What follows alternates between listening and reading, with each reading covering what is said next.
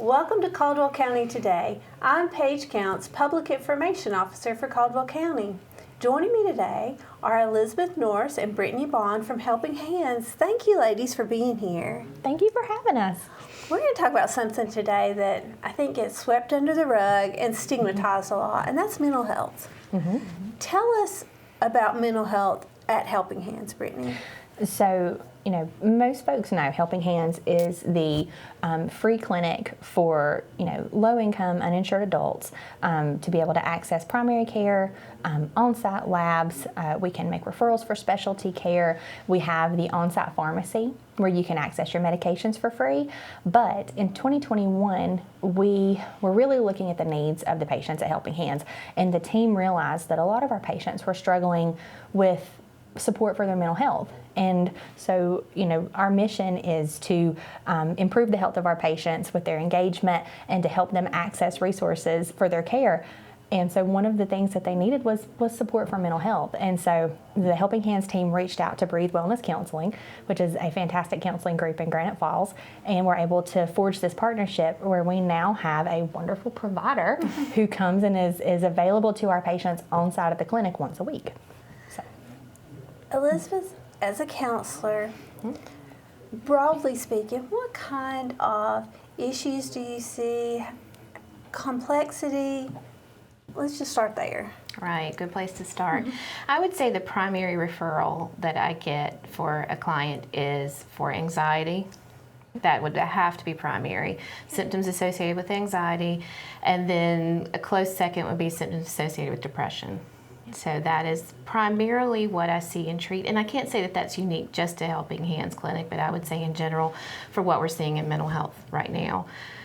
I have theories and thoughts that that's probably a lot of post-COVID mental health issues, but for when we start digging and unlocking and kind of going into past with most clients, it's been there all along. It's just maybe exacerbated, and then a newfound awareness, or maybe breaking down some of the stigmas that exist now, are motivating people to go ahead and seek treatment. And when you talk about treatment, I'm just going to tell a story about myself. I did some counseling when I lived in another state.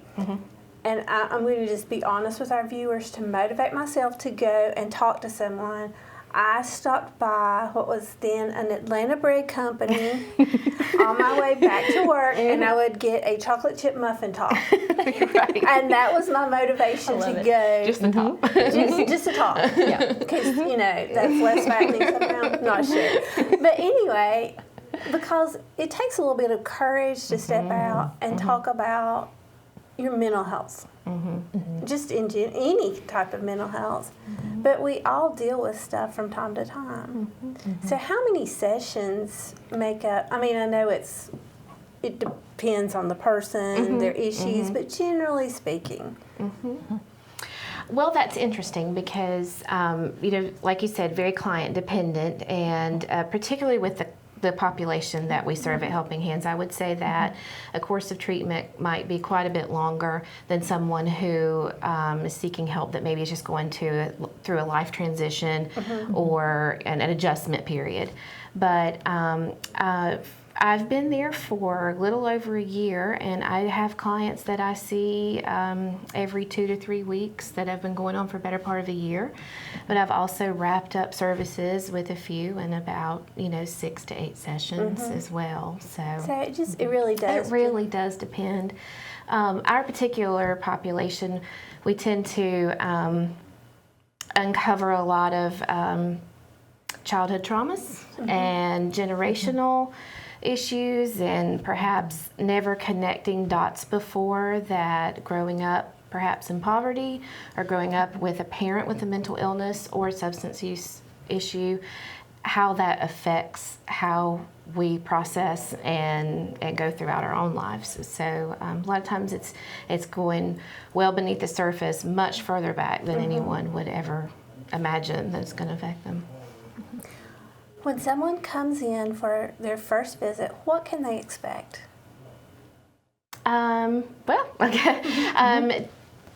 It's called an intake. Right. For anyone that's ever done that out there. Intake It's really just a conversation. It's just a conversation. I typically tell clients that, I say clients, we say patients. I typically tell clients it's going to be a very different session because it is one where I will primarily ask questions that I need to know to feel like we need to guide our course of treatment. And it can be unlocking the past, about childhood, about, when symptoms started. Usually the question is quite simple about, what brought you here today is how we typically, and with Helping Hands, it's typically a referral from a provider, so they can start there. But it really is just for me to try to navigate maybe what we need to work on first so that I can kind of develop a treatment goals and plan that's agreed upon. But also unique to Helping Hands, I try to look at it, and this is behavioral health in general, I try to look at it as if I may never see that client again. This could just be a one and done because of the referral from the provider. Well, I tried it once, but I went, like you said. And I try to give at least a little nugget that if I'd never see them again, could I give them a tool or a technique that they can use, particularly with the anxiety that I usually see or the depression, that if I never see them again, what's one thing I can leave them with? So that's unique. And then subsequent visits, what are those like? A lot of client-centered. I try to let them navigate maybe what's right there present that day. But, if we end up in somewhat of a lull, I have a background in education, and I tend to think that I pull from that, and especially in sessions that might be difficult, that there's not a lot of reciprocal back and forth, I'll tend to maybe go into some education about anxiety and how it affects our body. And even particularly if there's childhood trauma or, like we mentioned before, really what that can do and how that can manifest in your body in your everyday life. So again, that nugget, trying to leave them with a nugget each time. But typically, a client will often disclose, I really didn't know what I was going to talk about, and that's one day that we go up to 59 minutes and we're having to walk each other out, to check time, and sometimes not having anything in your mind that you have decided I'm going to talk about this today can just really be the key to some of the best sessions. And as I mentioned before, I have undergone counseling, and it's really hard, for me anyway, to talk about myself, especially those things that are very deep and I wouldn't talk about. I mean, maybe even my family doesn't know. So, you're guiding this conversation, right, and helping the person along. And just trying to be as authentic as possible. I get that people don't want to disclose to a total stranger who they may see in the community again. You often have to start with that here in Caldwell County of, I may run into you at Aldi, but I won't act like I know you unless you act like you know me for confidentiality reasons. But yeah, it can be very difficult. And anyone who is on the fence about whether or not they did want to come into counseling, you don't always have to disclose every single bit of your life. It's helpful, but it's not necessary. You don't have to dig into your deepest, darkest secrets to a complete stranger on the first visit. Or ever. We can, counselors can start with what's right there, and it helps, but it's not necessary. It's really a trust relationship that you build. Yeah. The technical term is a therapeutic alliance, or a therapeutic rapport, and the sooner you can build that, of course, the better in any relationship. But it is very, very pivotal to a counseling relationship. From a Helping Hands standpoint, how have you seen? I know you weren't there when this counseling started, but what do you see as a result, and what do you hear from patients? Well, we always sort of look at the different, interventions that we try for our patients and the different treatments that are offered, and we have had overwhelmingly positive response from the patients who participate in counseling services, that this is something that has improved their quality of life and improved their general well-being. So we receive incredibly great feedback, from the patients, and we have, I think last year completed almost 200 visits. And we're on track to blow those numbers out of the water this year, just with the number of patients who are taking advantage of the service that's available to them. And one of the things that we've also seen is that, you guys talked about the bravery that is involved with taking advantage of counseling services and going to those places sometimes within yourself. And we found that patients seem to be really happy that it's offered on site, because a lot of our patients, we're their medical home, we're the primary care provider, and we build a lot of trust with our patients because of some of the other services that we offer. So I hope that being able to offer those services on site is something that makes that an even more comfortable place to be able to go, is to have it at a place where where you've developed trust with the other team members. Okay, Brittany, I'm going to say you have blown my mind, because I'm looking at one counselor, and you're talking about over 200 visits and blowing that out of the water next year. She's one person. I know, but she's amazing and has. And I'm sorry, I won't toot your horn too much. I won't do that to you. But really has built a great rapport with these patients, and we have the ability to offer this service for a full day each week on site, which is awesome. And this is also a service that I want to say is completely supported by funding from our community. So we're able to have this partnership with Breathe Wellness Counseling and to provide this service for our patients. We have a couple of incredibly wonderful foundations that support our program, and then we also actually did a special on Giving Tuesday last year. We did a special request to the community and raised almost $2,000 to support this program. Wow. So, our community really stands up for this program, and I'm incredibly grateful for that we're able to offer this to our patients because of the generosity of our community. That's amazing. And we were talking, I was just thinking about, if we roll it back the step to getting the referral, having that courage to talk to your medical provider. Yeah. Yeah.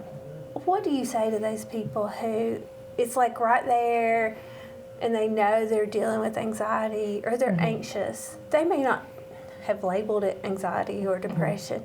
What do you say to those people who are sitting in that chair in the doctor's office and it's on the tip of their tongue? How do you... Well, I think our team does. That's one thing that we can do at Helping Hands, is that we do have kind of an interdisciplinary team that provides that care. So it's not just the provider in the chair. It's also the other team members who interact with that patient and who all work together and collaborate and say, hey, I'm worried about patient A, this may be something that you guys want to assess for or talk about in your visit. And our provider is really good at having those conversations, or both, our two providers that we have that see patients right now. They both have just been really supportive and just a great source of support and inspiration for our patients to take advantage of these different services. So, Elizabeth, what do you say to people about the stigma of mental health? Oh, goodness. Good question.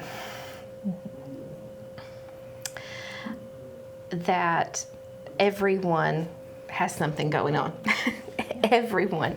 To a varying degree, we all have something that we struggle with. And the more courageous one person can be, then the more courageous their neighbor's going to be, or their child's going to be, or their spouse is going to be about taking this step. And I do think that, there has been just globally, locally, fill in the blank, such a forward movement with mental health awareness, primarily since the pandemic, that, we're moving in the right direction, but the needs are more complex now post-pandemic. But just in general,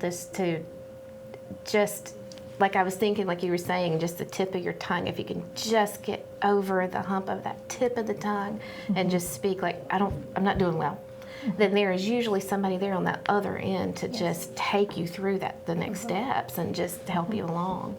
And even if you have to stop and buy yourself a muffin top. Yeah, exactly. It works for all ages. So. I agree. It does. And you're primarily working with adults, because helping hands population. Yes, we're uninsured adults are the patients that we serve. So the patients who take advantage of our program there are definitely all adults. Okay. Yes. I just thought I would bring that up. As I was thinking through it, I was like, I know the answer to this question. And just ask. Ladies, what else? I feel like I'm forgetting something in this conversation.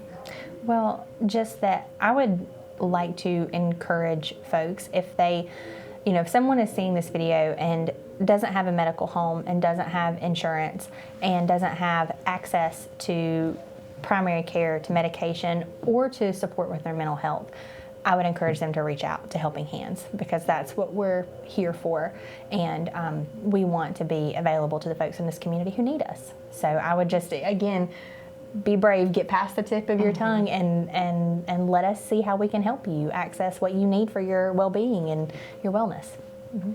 Does a person, I know you're just talking about Helping Hands, we're just talking about Helping Hands, but does a person need a provider referral No. at Helping Hands? Oh, Well, either one of you can answer. No, we have had patients self-refer for counseling services. We don't need any kind of referral.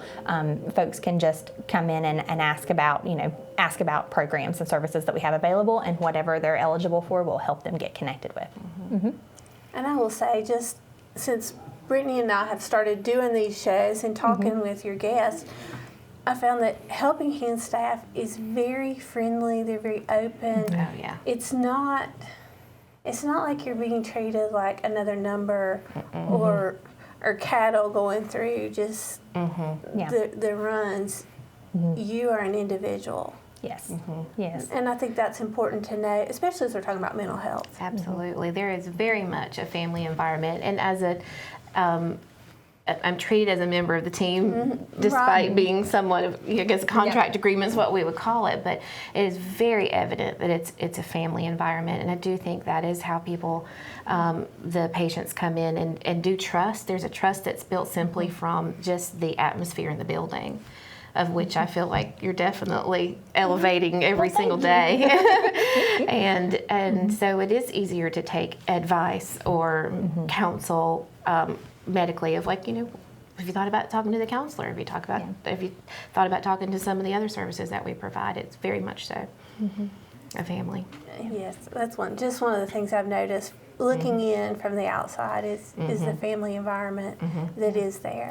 Oh, that's something that as a fairly new part of the team there, that I've been really impressed with the team and the conversations that I hear amongst my team about what can we do to help this patient with this issue, or did you know that this was going on? Is there a resource that we can help connect them to? And that happens every day, and I'm just really grateful to work with a team that does that.